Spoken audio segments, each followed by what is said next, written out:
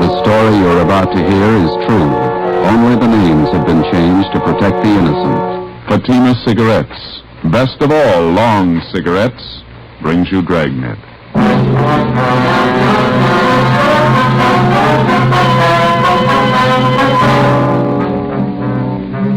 You're a detective sergeant. You're assigned to missing persons detail. A 10-year-old boy disappears from his home in a remote section of the city. 2 nights and 2 days pass. There's not a trace of the boy. Your job, find him. Friends, compare Fatima with any other king-size cigarette. You find a world of difference. Yes, in Fatima, the difference is quality. Quality of tobaccos. The finest domestic and Turkish varieties.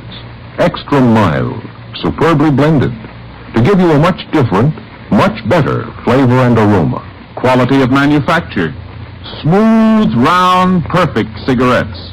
Rolled in the finest paper money can buy. Manufactured in the newest and most modern of all cigarette factories. Quality. Even to the appearance of the bright, clean, golden yellow package. Carefully wrapped and sealed to bring you Fatima's rich, fresh, extra mild flavor. So compare Fatima yourself today.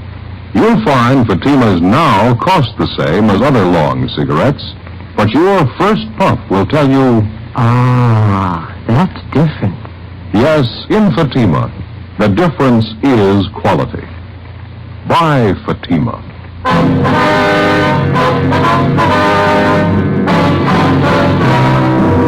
Dragnet, the documented drama of an actual crime. For the next 30 minutes, in cooperation with the Los Angeles Police Department, you will travel step by step on the side of the law through an actual case transcribed from official police files. From beginning to end, from crime to punishment, Dragnet is the story of your police force in action.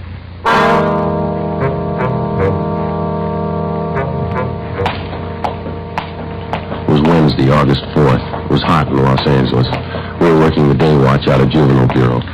My partner's Ben Romero. The boss is Inspector Bowling. My name's Friday.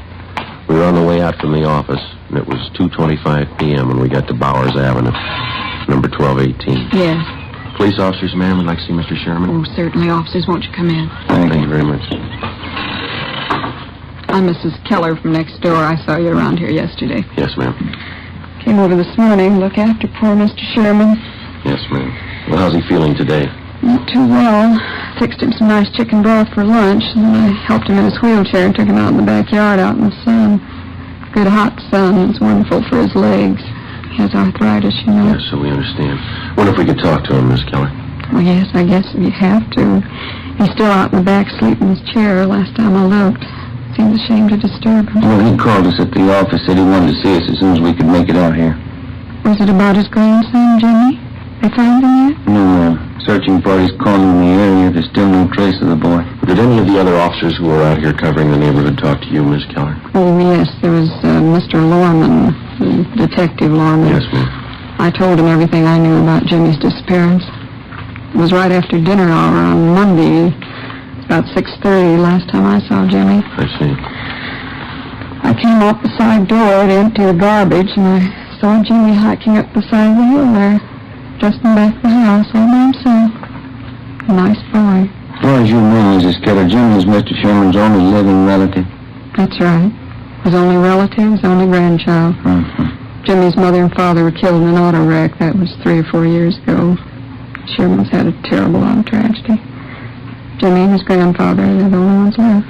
You can't think of any reason why the boy would want to leave his grandfather, can you? None at all. Mr. Sherman's a wonderful man. Jimmy loved him, I knew that. Mm-hmm. Mrs. Keller? Mrs. Keller? Yes, Mr. Sherman is waiting. We can go through the house out the back. All right, ma'am. This way. Thank you. Go ahead, ma'am. Yeah, okay.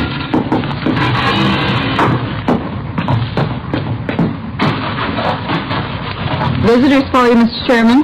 How are you feeling? All right, I suppose. Hello, Sergeant. How are you, Mr. Sherman? What about the boy? Have you found him yet? Well, nothing yet, Mr. Sherman. We've added more men to the searching party. We're doing everything we can. Gone 2 nights and 2 days. Tell me the truth, Sergeant. What's happened to the boy?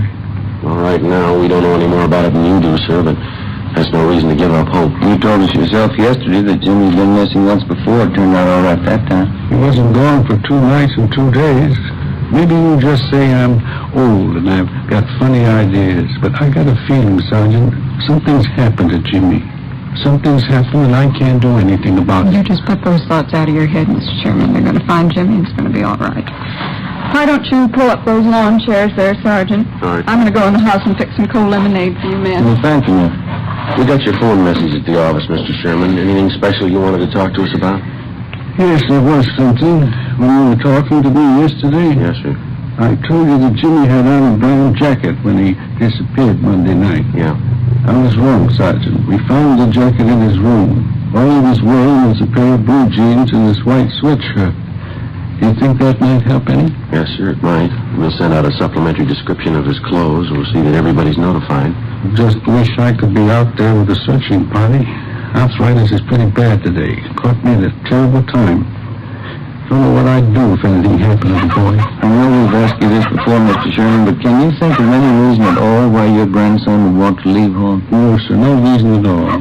Those 2 collie pups over there in the pen. Jimmy just bought them last week with his own money. Saved up to get them. I see. The boy's crazy about dogs. That's why I say he just wouldn't pick up and leave everything. Boy and me got along fine. No reason for it, Sergeant. Something's happened to the boy. I just got a feeling. Officer, Yes, ma'am? telephone call for either one of you. I get it, Ben. I'll be right back. You're right.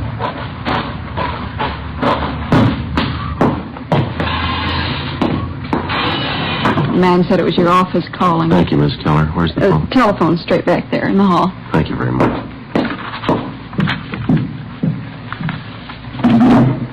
Friday talking. This is Bowling, Joe. Just heard from the search party up in the hills. Oh, did they find something? Yeah, in the Elysian Park area by the upper reservoir. Uh-huh. Found a pair of kids' trousers right by the edge of the water. What kind of trousers? Blue jeans, nothing in the pockets. They'll start dragging for a body as soon as they get the equipment. Check it out with the grandfather, huh? See if the boy was in the habit of hiking up there around the reservoir. Right. We'll call in just before we leave here. Right, Joe. Right, bye.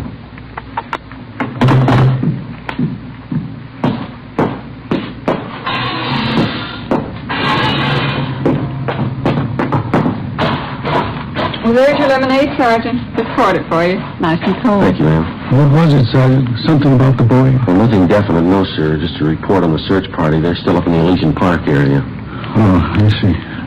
Did your grandson Jimmy do much hiking in that neighborhood up there, Mr. Sherman? Yes, I think he did. Likes to hike up there around the reservoir. Why?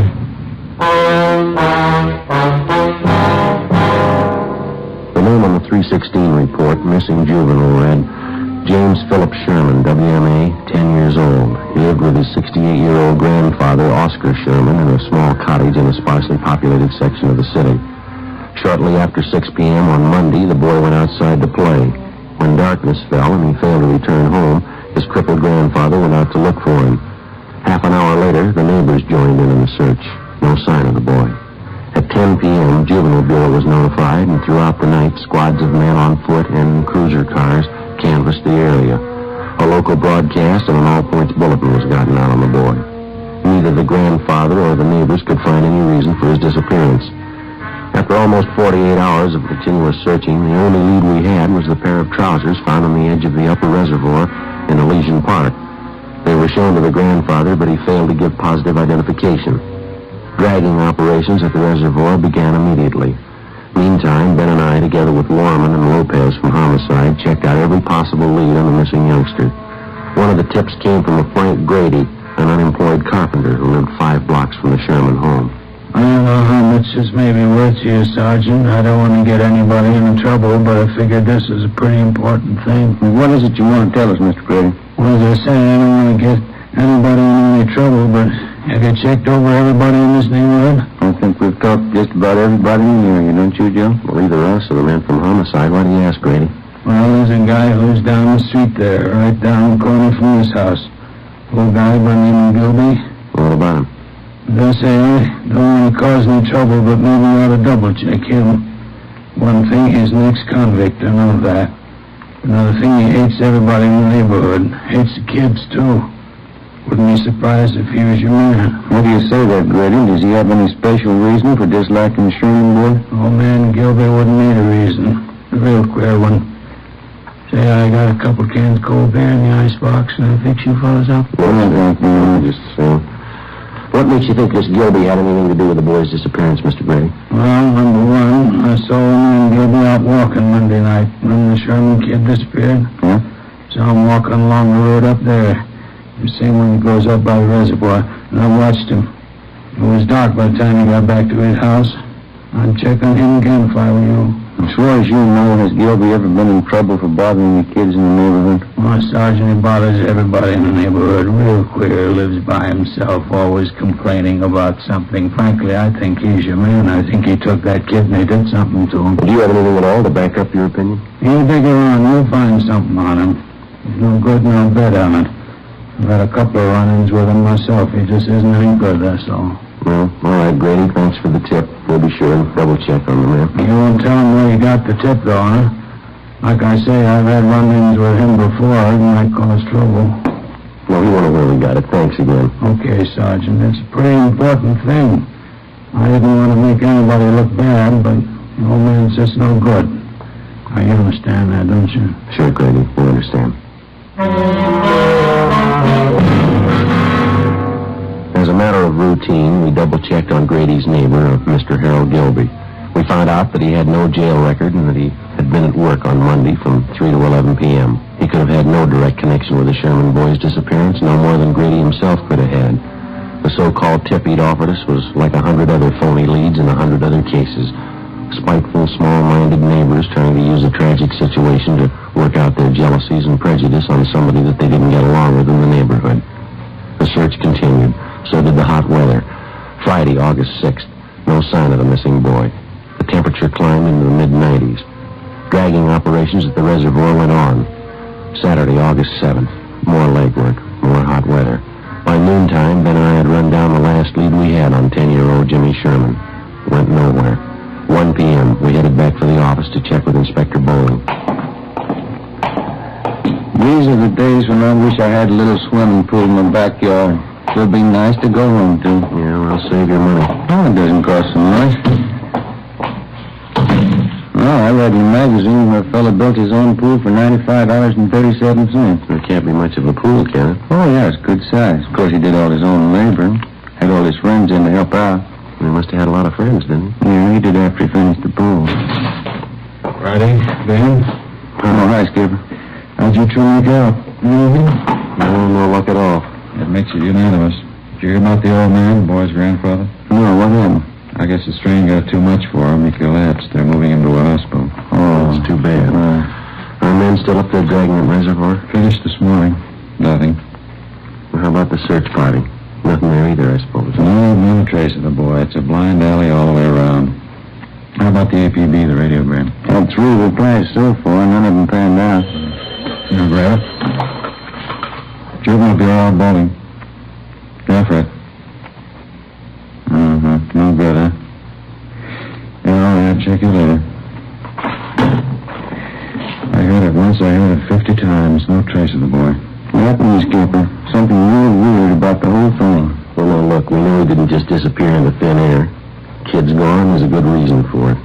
There's got to be an answer somewhere. That's right. You'll find it. Another week passed, and then a month. 2 months. We were no farther along than the day we started on the case. In November, we had a teletype from Chief Earl O'Clair of the Phoenix, Arizona Police Department. Reportedly, the Sherman boy had been seen in Phoenix. It was another false alarm. The Christmas holidays wore on into a new year. February came and went, then March, and April. Tuesday, May 3rd, 1:40 p.m. Ben and I got a call to check in with Inspector Bowling. This telegram just came in from Dayton, Ohio. Have a look. Thank you. Let's see, Jim. Who is it? Jimmy Sherman. I found him. 9 months had gone by, almost to the day, since the Sherman boy had disappeared. The grandfather was contacted immediately. When he was told his grandson had been found and that he was safe, the old man was unable to answer. He broke down and wept. In our communications with the Dayton, Ohio police, they told us that the boy had been found wandering along a highway just outside that city and that he'd appeared to be in a kind of a dazed condition. The boy told the Dayton officers that he'd been kidnapped a short distance from his home in Los Angeles by a man in a blue sedan. He gave them detailed descriptions of both the man and the car. He told them that for the past 9 months, the man had held him prisoner, driving from state to state, never letting the boy out of his sight.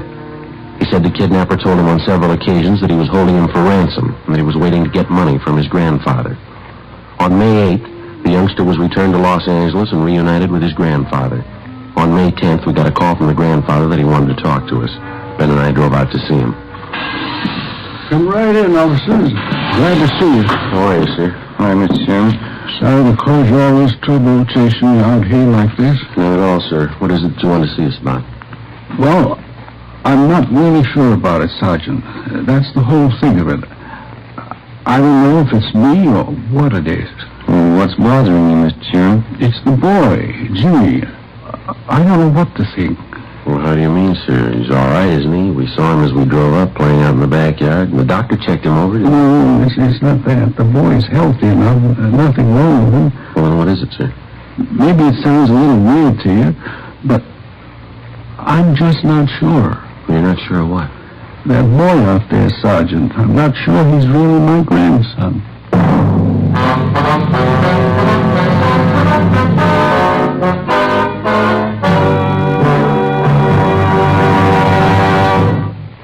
You are in the Communications Division of a Metropolitan Police Department, the teletype room.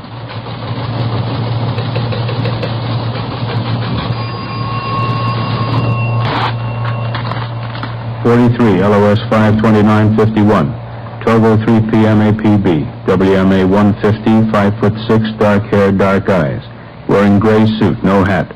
Suspect is wearing glasses. Heavy build, 22 years. Suspect is armed with blue steel revolver. Any information? Forward. You have just heard a teletype description of a suspect. This information will apply to many, but careful screening will eliminate all but one. You'll find the same is true when you examine king-size cigarettes. Careful screening will eliminate all but Fatima. Compare Fatima. Fatimas are the same length as any other king-size cigarette, 85 millimeters. Fatima has the same circumference, 1 1/64 inches around. And Fatima filters the smoke exactly the same long distance as other king-size cigarettes. But in Fatima, the difference is quality. Fatima gives you extra mildness, a much different, much better flavor and aroma. You get all the advantages of extra length, plus Fatima quality, which no other king-size cigarette has. So compare Fatima yourself. Your first puff will tell you, That's different. Yes, in Fatima, the difference is quality. Best of all, long cigarettes.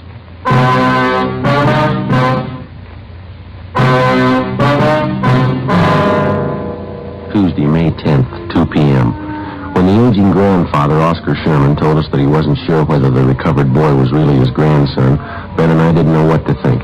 Our first reaction was that the shock of recovering the boy after he'd almost been given up for lost had been too much for the old man.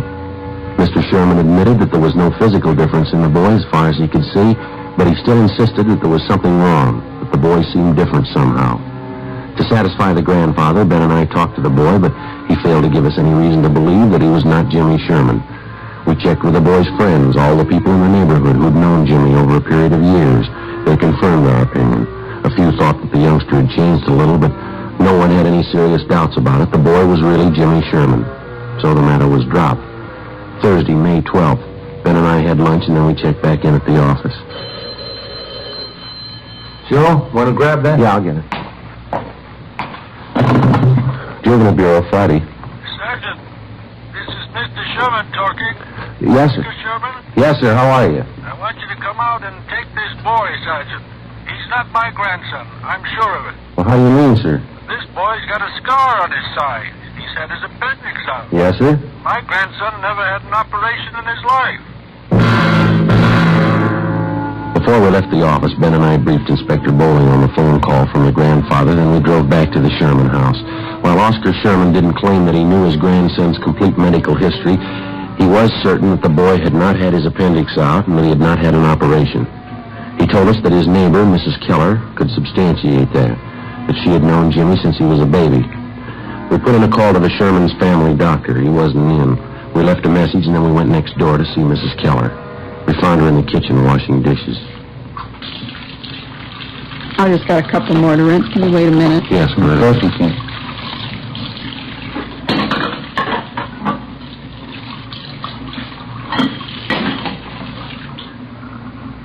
No, to tell you the truth, Sergeant, I just don't know what to think about Mr. Sherman. Maybe the whole thing was too much for him. His mind's going back on. Well, to your knowledge, Mrs. Keller, was the boy ever operated on? No, not as far as I know. But it's possible he did have an operation. I didn't hear about it. And Sergeant, as far as I'm concerned, that boy's Jimmy Sherman. I don't know what his grandfather's up to with all that silly talk. Well, if it's not really the boy, we won't have too much trouble finding the truth. There's no question in my mind. Of course it's Jimmy. Why, when he was over here the other day, he talked about the party I gave for him on Halloween. He even remembered the children who were there. Mm-hmm. Are the other neighbors as sure about the boy as you are? Just about. Miss Foster down the street, Jimmy was in to see her yesterday. He talked about some changes she'd made in her living room, asked her about some relatives she has living out of town. Mm-hmm. Come to think about it, Jimmy even remarked on that new trailer Rose I planted out in front. Besides, as the boy's dogs, why, they knew that youngster the minute he set foot in the yard. Yes, ma'am. Well, thank you very much, Mrs. Keller. If we have any more questions, we'll contact you. Is that all right? All right, Sergeant.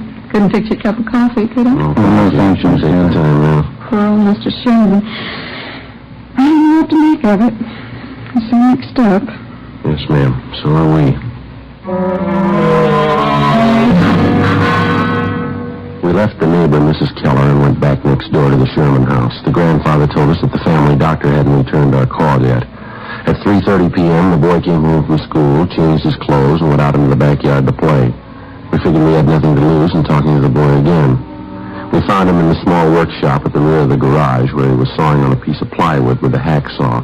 We talked to him for about 20 minutes. It was no different than the first time we interviewed him. He was relaxed and talkative. Say, would you hand me that hammer there, officer? Oh, yeah. Yeah, here you go. Thanks. Well, if I ever get this thing finished, it's going to be the best coaster around here. These are the wheels I'm going to put on it. Pretty good, aren't they? Yeah, they look fine, son. Do you like building things, coasters and things like that? Oh, yeah, I like it all right. It's fun. Your granddad says you've changed quite a bit since you got back, Jim. Says you didn't like working around the shop here before. Well, I guess I don't really. You know, once in a while I like to come out and fool around. Mm-hmm. Have you seen Mr. Barlow down the street since you've been back? Mr. Barlow? No, I went down to see him, but he wasn't home. Maybe I'll go down and see him tomorrow. His name isn't Barlow, is it, Ben? I thought it was Robinson. Oh, yeah, that's right, Mr. Robinson. Sometimes I forget. How do you and your grandfather get along, Jim, all right? Oh, sure, every once in a while looks kind of funny at me. I don't know. I guess he's still worried about that man taking me away and all. Uh-huh. How you been feeling lately, Jim, okay? Sure, I feel fine. Hardly ever get sick. That's good. You ever been in the hospital, son? Just once. Had my appendix out. I hate hospitals. Can I have that can of nails there, please? Oh, yeah. Yeah, here you are. Gotta make this good and strong, you know. I'd like to ask you a question, son. Yeah? What's your real name? I'm Jimmy Sherman, you know that. No, I'd like to have the truth, son. Who are you? You must be fooling, officers. You know who I am. Jimmy Sherman. No, Jimmy Sherman never had his appendix out, son, but you did, and you've got a scar to prove it, haven't you? Sure, I have my appendix out. Ask my grandpa, he'll tell you. I'm afraid he won't, son. He says he's not your grandfather. He says you don't belong here. His grandson never had an operation in his life. How about it, son? You want to tell us about it? Oh, Grandpa isn't feeling well. He doesn't know what he's saying. Well, he knows you're not his grandson. Now, come on, what about it, son? All right. I'm not Jimmy Sherman.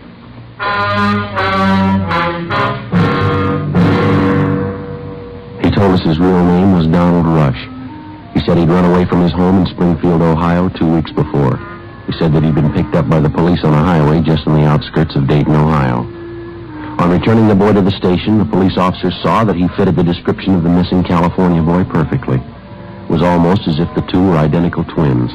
Under the impression that the youngster was suffering from shock or amnesia, the police officers told him all about his home and his friends in California. They gave Donald Rush all the information that they had on the missing Sherman boy, all the newspaper stories, pictures, the dozens of teletypes and circulars which had been sent across the country in an effort to locate the missing youngster. On his way out to California on the train, the Rush boy was given dozens of newspapers to read, which contained thousands of words concerning the disappearance of Jimmy Sherman. So, by the time he got to Los Angeles, Donald Rush knew everything he had to know about the boy he was impersonating.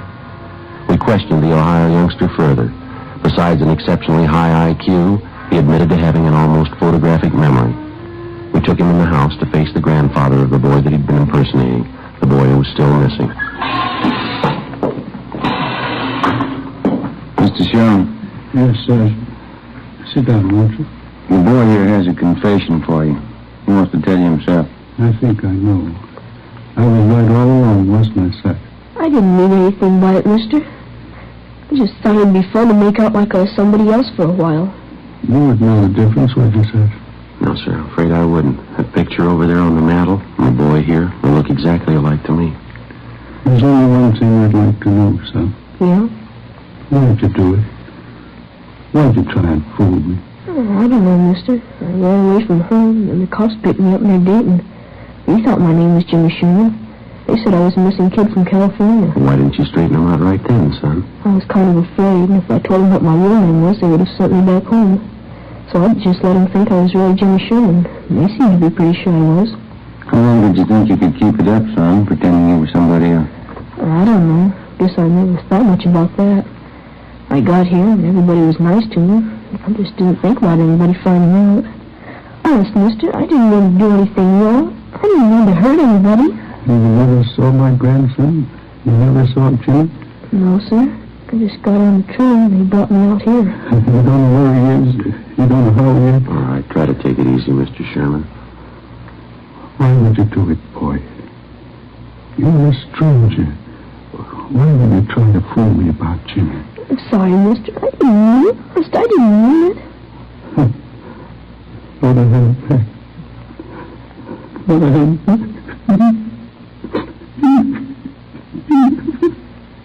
Come on, Ben. Let's go, son.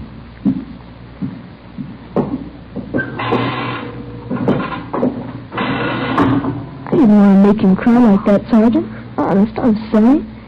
Couldn't you just let me stay here with him? No, I'm afraid not, son. I don't do anything wrong. Don't you think I could just stay here with him? I'll go right back in there now and tell him I'm sorry.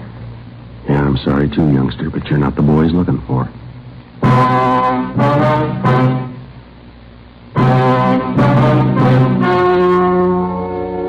The story you have just heard was true. Only the names were changed to protect the innocent. On Wednesday, May 20th, a meeting was held at the Juvenile Bureau, City and County of Los Angeles, State of California. In a moment, the results of that meeting. And now here is our star, Jack Webb. Thank you. Friends, I hold in my hand a new pack of Fatimas. All I need to prove that Fatima is the best of all long cigarettes. Now here, on the side, you'll find this statement. Fatima contains the finest Turkish and domestic tobaccos, superbly blended to make Fatima extra mild. Fatima gives you all the advantages of extra length, plus Fatima quality, which no other king-size cigarette has. So tomorrow, buy a pack of Fatimas. I know you'll find that in Fatima, the difference is quality.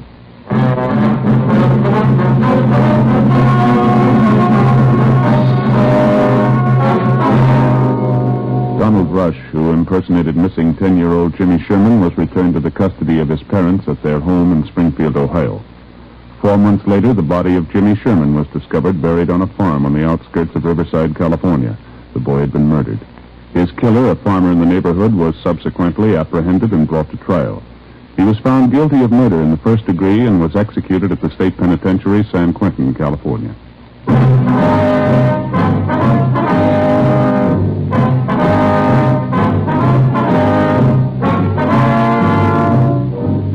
You have just heard Dragnet, a series of authentic cases from official files. Technical advice comes from the Office of Chief of Police W.H. Parker, Los Angeles Police Department. Fatima cigarettes Best of All Lawn Cigarettes has brought you Dragnet, portions transcribed from Los Angeles. Stay tuned for Counter Spy, next with the most NBC station.